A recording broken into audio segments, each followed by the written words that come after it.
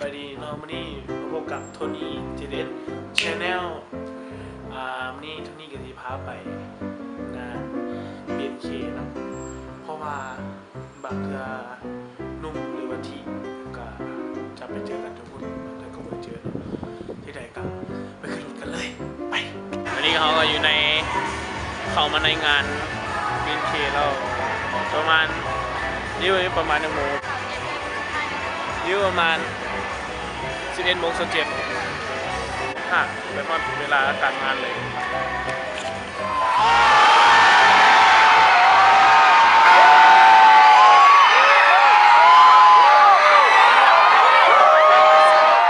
ก็ถ้าเสียงดังขนาดนี้นะคะแปลว่าทุกคนน่าจะพร้อมมากๆแล้วเนาะงั้นเราไปรับชมเลยดีไหมคะดีบ้า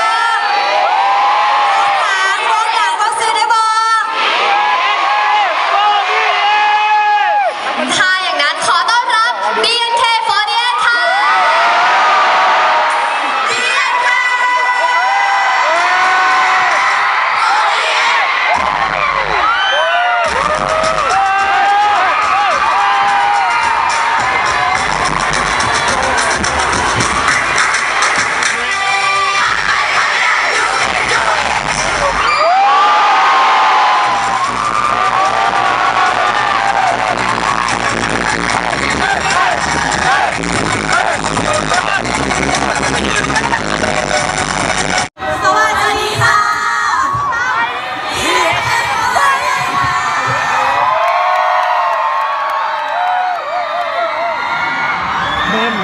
เดี๋ยวพวกเราขอแนะนำตัวก่อนนะคะ สวัสดีค่ะหมู่บ้านเรียนแค่มาด้วยค่ะทุกคนม่วนมากขอบใจหลายเรามาม่วนนับกันเด้อสวัสดีค่ะออนค่ะ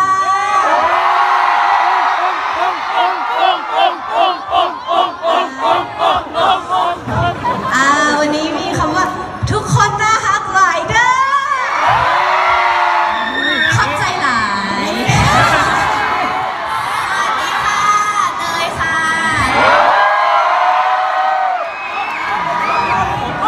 อยากกินอาหารลาวพาไปกินแน่ไปกันเด้อไปกันไปกันเด้อไปเร็วค่ะตลาดค่ะ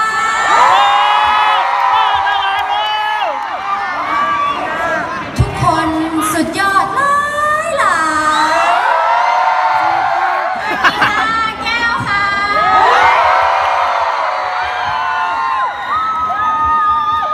รับกูแก้วใครฮักเจ้าดาวสบายดีสวัสดีค่ะน้ำหนึ่งค่ะ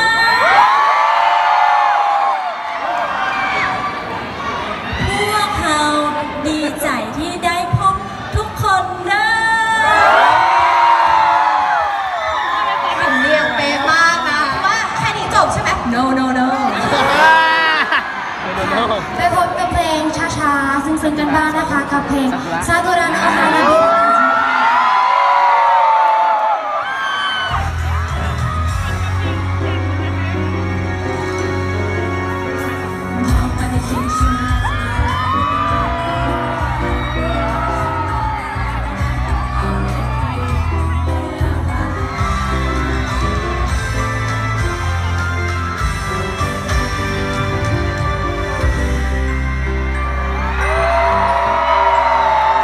จะเป็นโชว์พิเศษสำหรับพี่น้องชาวลาวนั่นเอง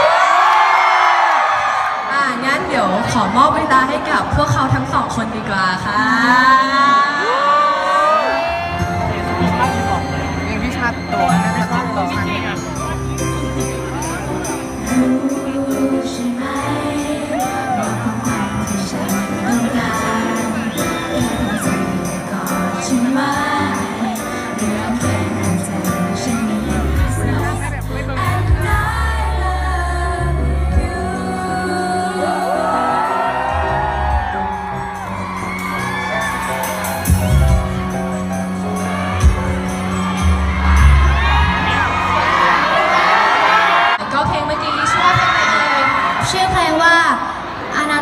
Christmas Eve ค่ะ ก็คือมีพี่แก้วนะคะ กับตาหวานเป็นคนร้อง แค่มาไว้ที่ลาวดีเลย เราจะยกแค่มาไว้เวทีนี้อย่างนี้ค่ะ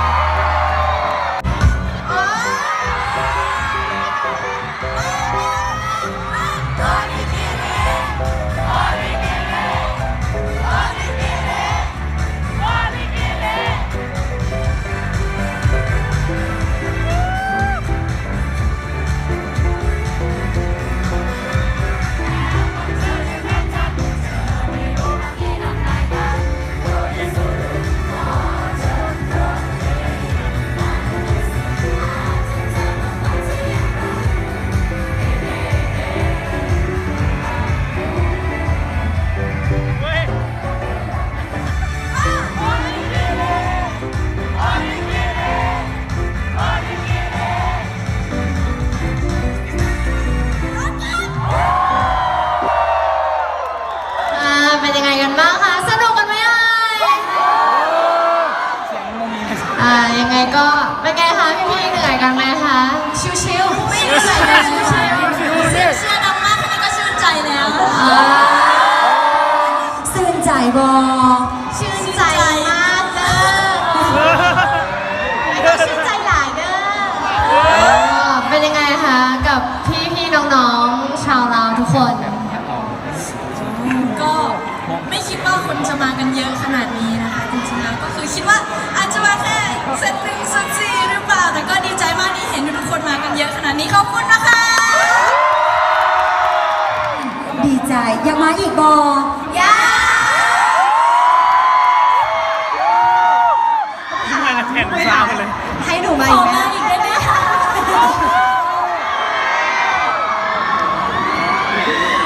ขอเสียงปรบมือดังๆให้กับวง BNK48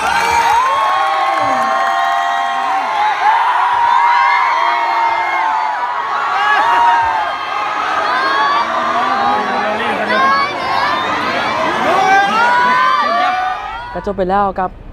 การถ่ายคลิปของเขาในมือนี้คันมากก็อย่าลืมกดไลค์กดแชร์ และอย่าลืม Subscribe คอมเมนต์ก็ขอจบเพียงเท่านี้ขอบใจที่มารับชมสบายดี